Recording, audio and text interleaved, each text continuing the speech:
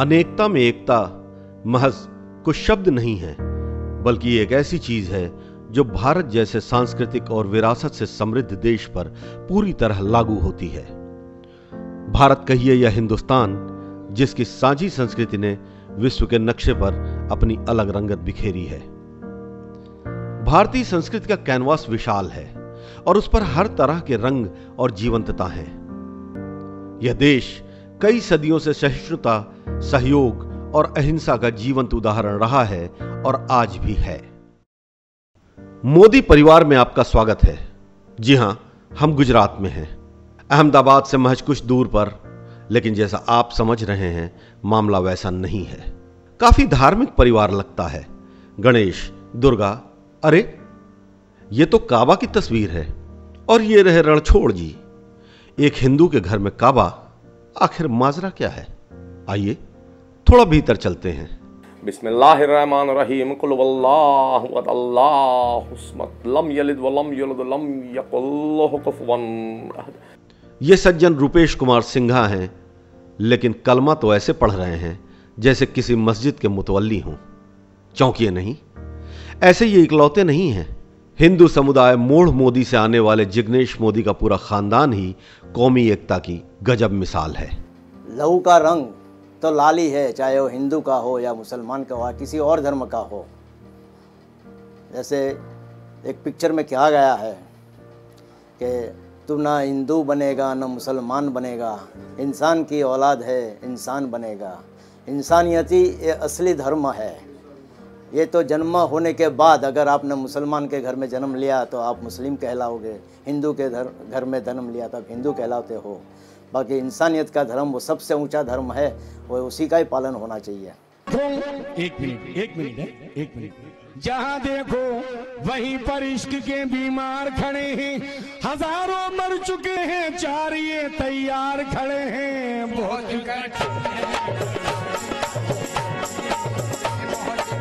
जिग्नेश मोदी का परिवार मोरबी जिले के दावल शाह पीर दरगाह का 250 साल से संरक्षक है। यह दरगाह आमरण गांव में पड़ती है और सब यहाँ पे हम हिंदू मुसलमान सब मिल के साथ में रहते हैं। यहाँ पे कोई ऐसा है नहीं है। और यहाँ से मोरबी से जामनगर से दौलत से जारेजा, वो भी इनकी मानता यहाँ चढ़ती है। हर एक कौम की मानता इधर चढ़ती है। चढ़े तो चाखे प्रेम रस और गिरे तो चखना चूर, बहुत कठिन है।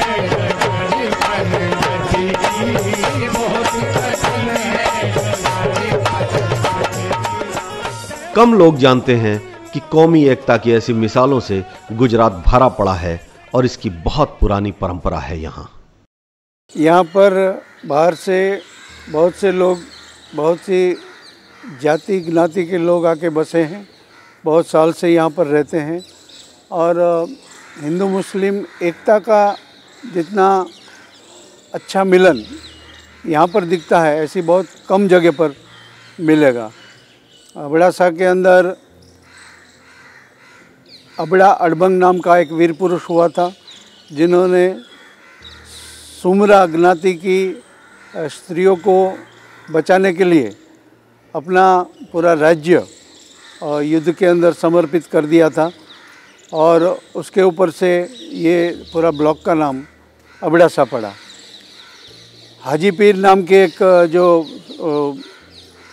मुस्लिम थे संत, वो हिंदू की गायों को बचाने के लिए अपना बलिदान दिया था और बहुत पवित्र पुरुष थे। तो हाजी पीर का जो स्थान है वहाँ पर आज भी मेला लगता है और पूरी दुनिया से लोग वहाँ पर आते हैं। यहाँ संत मैकरण हुए जंग के बाजू में, जो उनके सब ज्ञाति के उनके शिष्य थे। और जब वो समाधि लिया, जिंदा दफन हो गए, तो उनके साथ सब ज्ञाति जाति के लोगों ने भी समाधि लिया। तो उनके भी एक जो खास मुस्लिम फ़कीर थे, उनके दोस्त थे, उनकी कहानियाँ भी यहाँ पर लिखी हुई और लोगों की ज़बानी और लोकगीत में और कहानियों में मिलती है। तो ऐसे हिंदू मुस्लिम एकता का जितना भी माहौल यहाँ पर आज तक इतिहास में था, इतना बहुत हिंदुस्तान में कम जगह पर मिलेगा।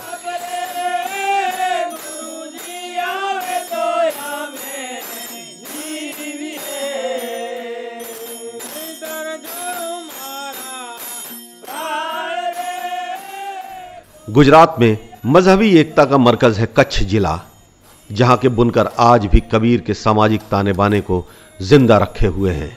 नफरतों के अंधेरे दौर में एक और घर मिला, जहां ज्ञान और प्रेम का उजाला आधी रात को कायम है।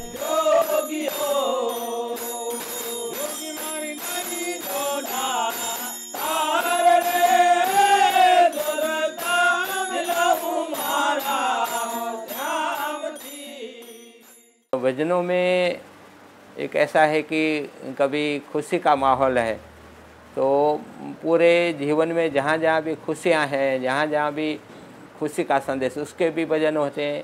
अगर कहीं हमारा साथी संगी कोई बिछड़ जाता है, तो उस समय वो भी एक समय ऐसा है कि हम उसको भजन गा के उसको अपने जीवन में उसको संजोए रखते हैं। वो कोई भी हमारा साथी संगी है, वो अगर बिछड़ गया है तो उसका गम हम कैसे झेल सके, वो भी हमको ये भजन परंपरा है, वो हमको सिखाती है। तो उस समय भी हम भजन गाते हैं।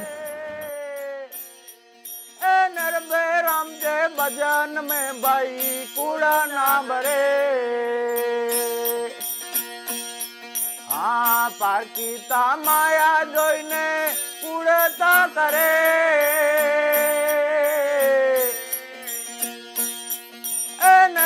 राम जय भजन में भाई कूड़ा ना भरे, हाँ वे नाम ले रे राणा फरी नाम ले, ए हिरला जे वो रतन राणा हवे नाम ले। मेकरण कच्छ के कबीर थे तो उस्मान भाई लखपत के कबीर हैं। बात बात पर सूफी शायरी, श्लोक और कविता पढ़ना इनकी खूबी है। उस्मान भाई नोतियार इस इलाके की इकलौते और सबसे पुराने गाइड हैं, जिनके चाहने वाले पूरी दुनिया में हैं। जो भी बस्ती रहती है, यहाँ हिंदुओं का 5-6 घर है। जो त्यौहार है हम मिलजुल कर मनाते हैं। नवरात्रा आता है तो हमारी जो लड़कियां हैं वो यहाँ खेलती है और हमारे लोग भी यहाँ देखने आते हैं। अभी हमारा मुहर्रम चल रहा है तो हिंदू भाई जो है 5-6 घर, वो भी अभी शामिल होंगे यहाँ। तो ये हमारे गांव की ये कौमी एकता है। ये पीर गौस का कुबा कहलाता है। उस्मान भाई बताते हैं कि पीर गौस कृष्ण के भजन लिखते थे। ऐसे तमाम सूफी पीर रहे हैं जिन्होंने न सिर्फ हिंदू भगवानों की आराधना में गीत लिखे, बल्कि कौमी एकता के लिए अपनी जान तक दे दी। संत मेकण यहाँ के जो कच्छ के कबीर, कच्छी कबीर बोला जाता है, उसने कहा है को चाहता राम, को चाहता अल्लाह, असा के बोए घर भला। ये मेकण का बोल है। हाँ, कोई राम बोलता है, कोई अल्लाह बोलता है, लेकिन हमको जो दो घर हैं वही सेम एक ही समान है। चाहे अल्लाह राम हो चाहे रहीम हो, हमको दोनों एक ही है। कच्छ 2001 में आए भयावह भूकंप में तबाह हो गया था। इसे दोबारा खड़ा करने के लिए राज्य में एक आपदा प्रबंधन विभाग बनाया गया। गुजरात सरकार में प्रधान सचिव अनुराधा मल्ल इसी अथॉरिटी की सीईओ हैं, जो गुजरात की मिली जुली संस्कृति का ज्ञानकोश है। तो जैसे आप ज्योग्राफिकली देखते हैं तो गुजरात जो है वो आइसोलेशन में नहीं है। एक तरफ अरब का समुद्र है, जहाँ से आप ओमान या अरबिस्तान के कंट्रीज़ में जाते हैं। इस तरफ पाकिस्तान से लगा हुआ है और इसी तरह से आगे की तरफ से मेनलैंड से जुड़ा हुआ है। तो गुजरात के लोग हजारों सालों से बाहर जाते रहे, यात्राएं करते रहे। इजिप्ट और सुमेर में भी आपको उनकी एविडेंस मिलेंगे कि ये लोग ट्रैवल करते थे, करते थे। तो इसकी वजह से गुजरात की संस्कृति ऐसी आइसोलेशन वाली संस्कृति नहीं है। इसके ऊपर कई चीज़ों का प्रभाव है। मोलेसराम गरासिया की एक पूरी कम्युनिटी है जिनके अंदर फेरे भी होते हैं और निकाह भी होता है। जब बच्चा पैदा होता है, शुभ प्रसंग होते हैं, तो यहाँ पे जो मीर लोग गाने के लिए आते हैं वो लोगों का कम्युनिटी मुस्लिम है, लेकिन वो बच्चे पैदा होने के खुशी के गीत भी गाते हैं, शादियों के भी गीत गाते हैं, विदाई के भी गीत गाते हैं। तो ये प्रकृति, ये संस्कृति के ऊपर और बहुत सारे प्रभाव है। आप देखिए जैसे लंगा लोग हैं, वो आरतियों में बजाने का काम करते हैं। तो वो ये सब चीज़ें, इसे ऐसे नहीं देखा जा सकता कि ये हिंदू का काम है, ये मुसलमान का काम है, ये क्रिश्चियन का काम है, ये ज्यू का काम है, ऐसा नहीं है। भारत और पाकिस्तान में फैले विशाल रण के लिए मशहूर कच्छ की सरहद पर गुजरात के बड़े सूफियों में से एक हाजी पीर की मुबारक दरगाह है। यह जगह इस बात का सबूत है कि अतीत में हिंदुओं के लिए इस मुल्क में मुसलमानों ने अपनी जान दी है। आज के दौर में यह बताया जाना बहुत ज़रूरी है कि हाजी पीर एक हिंदू औरत की गाय को बचाने में शहीद हो गए थे। जी, हमारा जो हाजी पीर सरकार है, ये यहाँ पे हिंदू लोग बहुत आते हैं, 99% हिंदू आते हैं और सबकी मुराद बाबा पूरी करते हैं। जिसका औलाद नहीं होता है तो ये झाड़ का अड्डा ही पत्ता खाना पड़ता है, तो बाबा उनकी मुराद पूरी करते हैं, उनके बच्चे देते हैं। फिर यहाँ तराजू में तोलते हैं, जो मिठाई है, खजूर है, गुड़ है, इसके बारों बार तोलते हैं इसको। कम लोगों को ही जानकारी होगी कि बापू की अस्थियां दिल्ली के राजघाट के अलावा कच्छ के गांधी धाम में भी रखी गई हैं। यहां के सिंधी बहुल आदिपुर टाउन में महात्मा गांधी की समाधि है। गांधी जी ने ही देश के विभाजन के बाद आए सिंधियों को यहां बसाया था। आज की स्थिति में हम देखेंगे कि धर्मनिरपेक्षता भारतीय संविधान का एक मूल तत्व होते हुए भी कहीं कहीं हम देखते हैं कि समाज में हिंसा और द्वेष की भावना बढ़ती जा रही है। आज जात के नाम पर, धर्म के नाम पर, भाषा के नाम पे कहीं कहीं समाज में नफरत दिखती है। हमें इस नफरत को दूर करना होगा। हमें बुद्ध को याद करना होगा जो हमें मध्यम मार्ग सिखाते हैं। आज हमें विचारों की कट्टरता की ज़रूरत नहीं है। हमारे विचार अलग हो सकते हैं, लेकिन हम सब मिल कर के बात करें, मध्यम मार्ग को याद करें और बीच का रास्ता निकालें जो बुद्ध ने सिखाया था। महावीर ने भी सिखाया था कि कोई भी सत्य अंतिम सत्य नहीं होता। उस सत्य को हम सबको मिल कर के ढूंढना है। हमारी विविधता की जो परंपरा रही है, अलग अलग जीवन शैली की जो परंपरा रही है, अलग अलग धर्म की परंपरा रही है, अलग अलग भाषाओं की, अलग अलग सांस्कृतिक धरोहरों की परंपरा रही है, उन सब के साथ हमें मिलकर एक दूसरे के साथ आगे बढ़ना है। तभी भारत सही मायने में अपनी संस्कृति को, अपने इतिहास को साथ लेते हुए एक आधुनिक महासत्ता के रूप में दुनिया के सामने उपस्थित होगा। ऐसी बहुत सी बातें हैं कि दुनिया आज सीखने के लिए यहाँ आती है। गांधी जी को क्यों जानते हैं लोग, इतना प्रचार क्यों हुआ? वो गुजरात में पैदा हुए थे। गुजरात का आप देखें तो कितना वो पूरे वर्ल्ड के साथ जुड़ा हुआ है। क्यों जुड़ा हुआ है? कि हिंदुस्तान में एक एक कोना ऐसा है कि इनकी तासीर ऐसी है कि जो भी विश्व बंधुत्व की भावना है, जो भी लोग आए हैं उनको अपनाया है और उन अपने यहाँ पर जो भी कुछ बेस्ट है, वेदों से लेकर आज तक यहाँ पर जो भी अपनी संस्कृति है, वो उनमें से कुछ अच्छी बातें उन अपने खून में भी बहती हैं, लेकिन अपने को मालूम नहीं है। गायत्री मंत्र क्या है? हमारे पूजा में जो हम विधि करते हैं, अपनी नमाज में जो दया करते हैं, वो सब क्या चीज़ है? हर एक धर्म में देखें तो उसके मूल तत्व के अंदर कुछ ऐसी बातें पड़ी हैं जो हिंदुस्तान की, अपने मुल्क की, जहाँ भी रहते हैं उनका प्रतिनिधित्व करते हैं। तो इतिहास को और ऐसे देखना चाहिए कि हमारे अंदर क्या है। तो ये जो नया बाहर देखे लेकिन अंदर भी देखने का प्रयत्न करना चाहिए। वो यहीं मिलेगा, अपने दिल में से मिलेगा, अपने फैमिली में से मिलेगा, अपने ब्लॉक में से मिलेगा, अपने एरिया में से मिलेगा और अपने हिंदुस्तान में से मिलेगा। गांधी, कबीर और पीरों की धरती गुजरात ही वो पड़ाव है जहां गुरु नानक साहब मक्का जाते हुए लखपत में ठहरे थे। जहां वे रुके वहां उदासी पंथ का सबसे पुराना गुरुद्वारा आज भी खड़ा है, जहां आज हर मजहब के लोग दूर दूर से आते हैं। जब गुरु नानक देव जी पंजाब से आते हुए मक्का सऊदी अरब को गए थे 1506 में यहाँ पर आए थे। उस समय यहाँ इस बिल्डिंग के अंदर गुरु नानक देव जी 41 दिन रुके थे। गुरुद्वारे में हर धर्म के लोग आते हैं, जो भी यहाँ पर रुकने की भी व्यवस्था है, जो भी रात को रुक सकता है। टूरिस्ट भी दूर दूर से आते हैं, बॉम्बे, दिल्ली, राजस्थान, पंजाब से दूर दूर से आते हैं। लंगर भी व्यवस्था है खाने के लिए, आप कब भी आओ रुक सकते हो। ये कुछ ऐसे चेहरे हैं जिनके कांधों पर गुजरात की कौमी एकता टिकी हुई है। यहां जाने कितने राजा आए और गए, लेकिन प्रजा आज भी ईश्वर अल्लाह तेरो नाम की माला ही जपती है। मजहब नहीं सिखाता आपस में बैर रखना। अल्लामा इकबाल का ये वर्ड है, उसी ने कहा है, हम बुलबुले हैं हिंदुस्तान के, हिंदुस्तान है हमारा। गुजरात का जहाँ तक सवाल है, यहाँ पे जैन परंपरा बहुत ही समृद्ध रही है।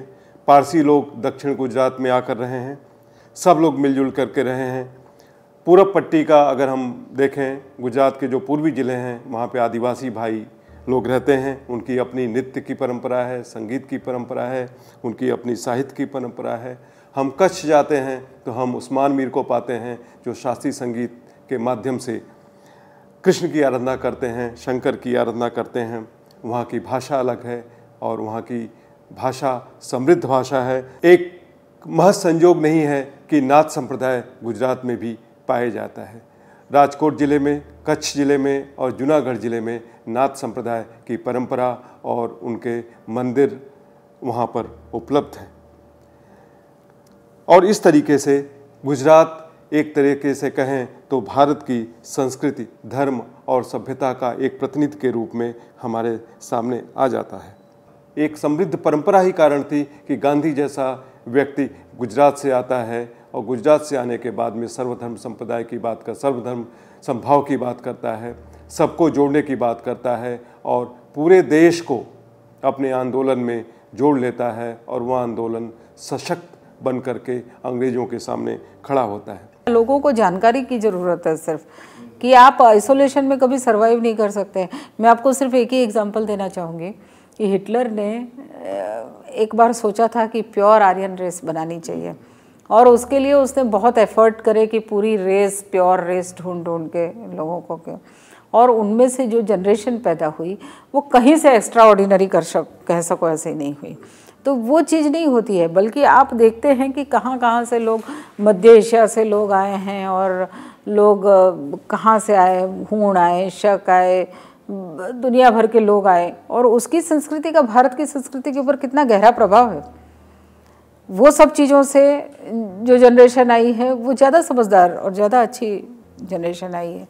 ये सिर्फ गुजरात की ही बात नहीं, हिंदुस्तान की एक समृद्ध साझी विरासत रही है जिसमें धर्म ने समाज को जोड़ने का काम किया है।